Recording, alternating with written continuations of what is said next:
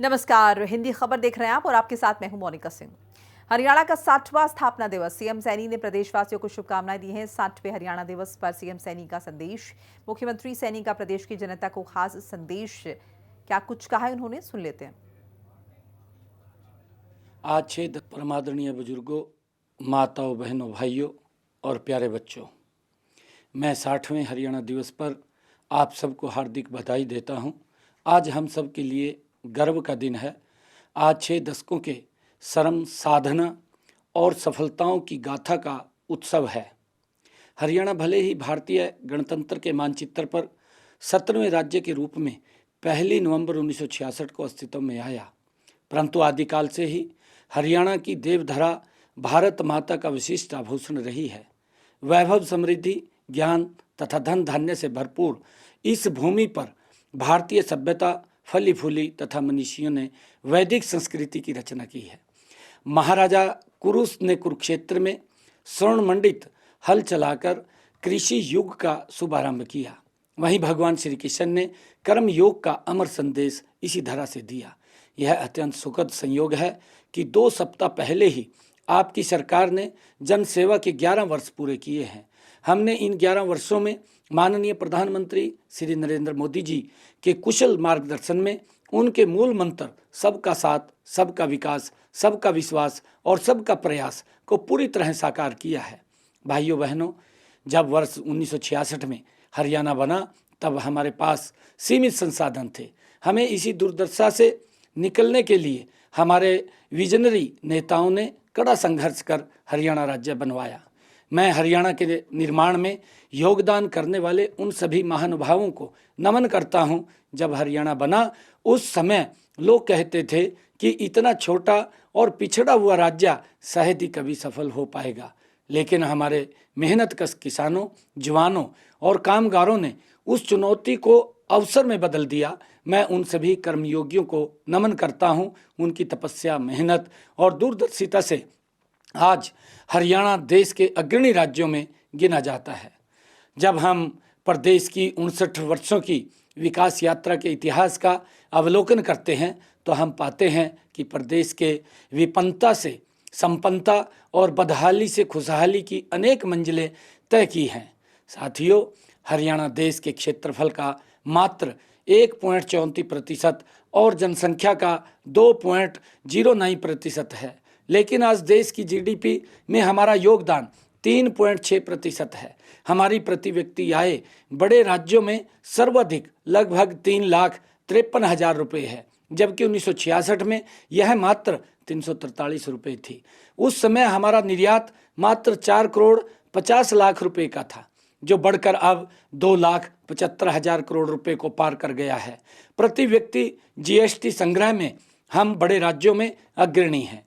विश्व की 250 फॉर्च्यूनर 500 कंपनियों के कार्यालय हरियाणा में स्थित हैं। हरियाणा पहला राज्य है जहां 24 फसलों की खरीद एमएसपी पर की जाती है, जहां गन्ने का भाव सर्वाधिक 415 रुपये प्रति क्विंटल है। हमने सर्वाधिक सामाजिक पेंशन 3200 रुपये मासिक की है, जहां हर जिला राष्ट्रीय राजमार्ग से जुड़ा है, जहां महिलाओं को पंचायती राज संस्थाओं में 50% आरक्षण दिया गया है।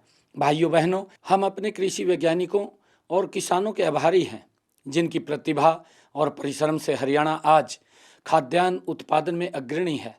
वर्ष 1966 में हमारा खाद्यान्न उत्पादन लगभग 26 लाख टन था, जो अब 206 लाख टन हो गया है।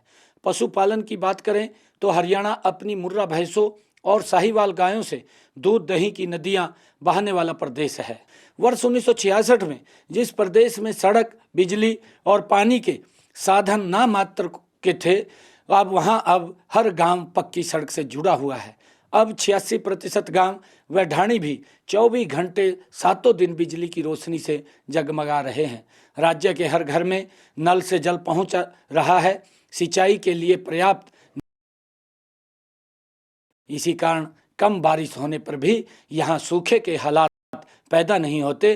प्रिय प्रदेशवासियों, हमारे उद्योगपतियों और श्रमिकों को इस बात का श्रेय जाता है कि हरियाणा आज ऑटोमोबाइल, आईटी और अन्य उद्योगों का बड़ा केंद्र है।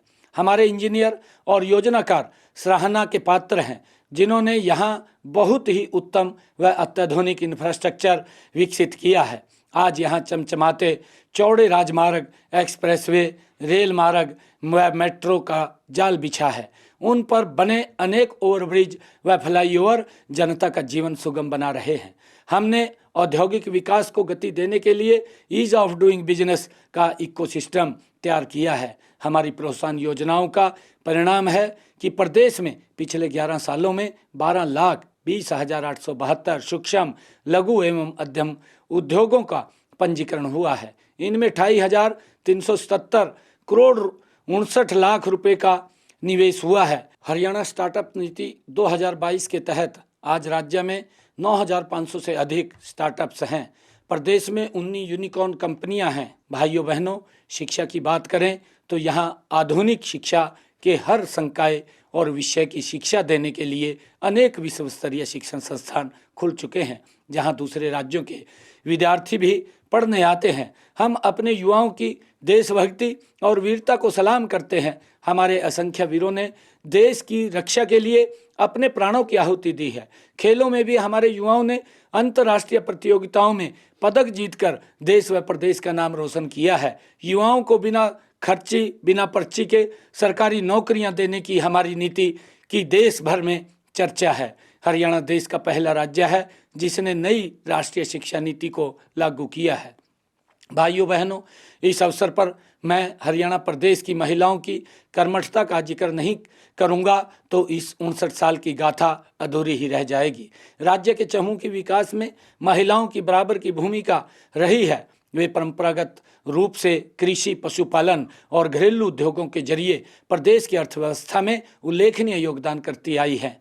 अब तो हमारी बेटियां खेलों में झंडे गाड़ रही हैं। वे अंतरिक्ष की ऊंचाइयां नाप रही हैं, वायुयान उड़ा रही हैं। आधुनिक काल में हरियाणा की महिलाएं उत्पादन, विनिर्माण और विभिन्न उत्पादों के विपणन का काम पूर्ण दक्षता के साथ कर रही हैं। देश व विदेश में भी उनकी प्रतिभा की धाक है। महिलाओं के इस योगदान को नमन करते हुए हम दीनदयाल लाडो लक्ष्मी योजना के तहत गरीब महिलाओं को 2100 रुपये प्रति माह आर्थिक सहायता दे रहे हैं। हमारी बेटियां ड्रोन उड़ा रही है। 2 लाख से अधिक महिलाएं लखपति दीदी भी बन चुकी हैं। प्रदेश में आधे से अधिक स्टार्टअप्स महिलाओं ने खोले हैं। हमारी लगभग 10,000 बहन बेटियां बीमा सखी भी बन चुकी हैं। हमने बेटी बचाओ बेटी पढ़ाओ के संकल्प को पूरा करके हरियाणा के माथे से बेटियों को मारने वाले प्रदेश का कलंक मिटा दिया है। भाइयों बहनों, माननीय प्रधानमंत्री नरेंद्र मोदी जी के मार्गदर्शन में हमारी डबल इंजन सरकार हरियाणा को इनोवेशन, इंफ्रास्ट्रक्चर और इंक्लूसिव ग्रोथ की राह पर ले जा रही है।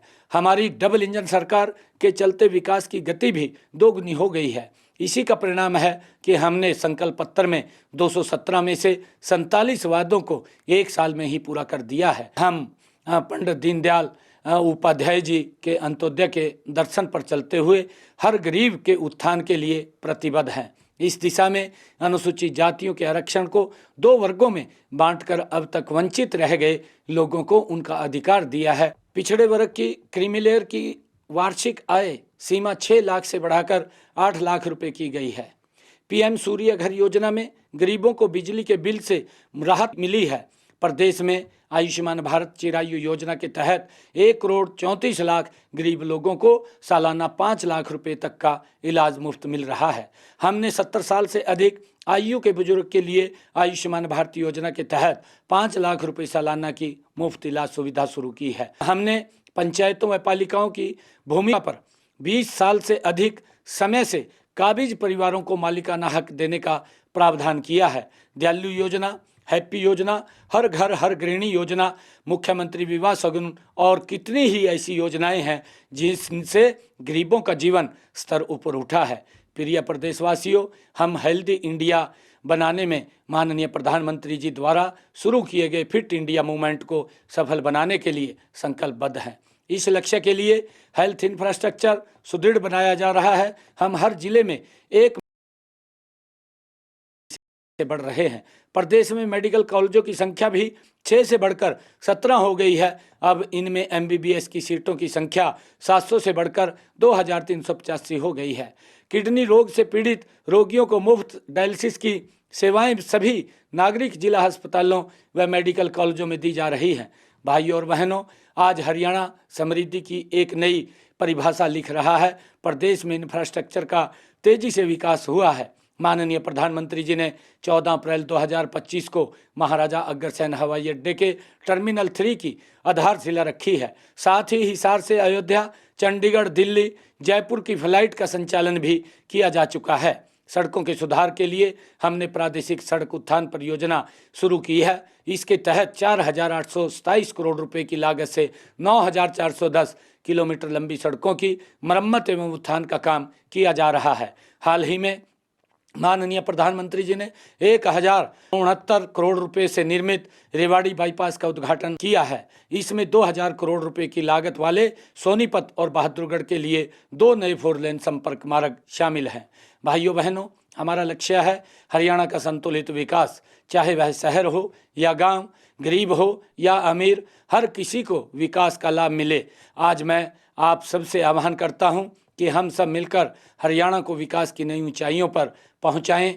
हम सब प्रयास ही हमारे सपनों के हरियाणा को गढ़ेगा। मैं आप सबको एक बार फिर हरियाणा दिवस की हार्दिक बधाई एवं शुभकामनाएं देता हूं। धन्यवाद। जय हिंद, जय हरियाणा।